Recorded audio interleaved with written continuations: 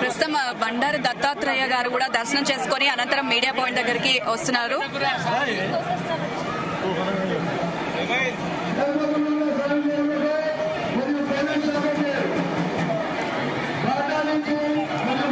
అయితే ఉదయం నుంచి కూడా చాలా మంది భక్తులు క్యూ లైన్ లో వేచి ఉన్నారు. చాలా మందికి 3 గంటల సమయం అమ్మవారి దర్శనానికి పడుతుంది. బోనం సమర్పించడానికి కూడా 3 గంటల సమయం పడుతుంది. చాలా మంది ఆడవాళ్ళు బోనం ఎత్తుకొని చాలా వరకు ఇబ్బంది పడుతున్న పరిస్థితి అయితే కనిపిస్తూ ఉంటుంది.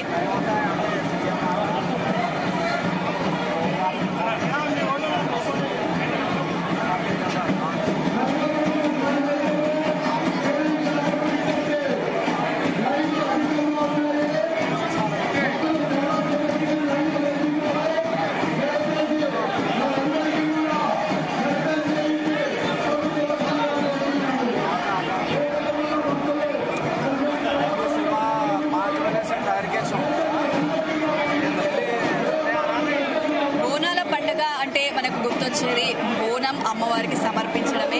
అయితే అమ్మవారికి బోనం సమర్పించడం అనేది చాలా మంది ఆడవాళ్ళకి చాలా ఇష్టమైన పండగగా కూడా బోనాల పండగని చెప్తూ ఉంటారు.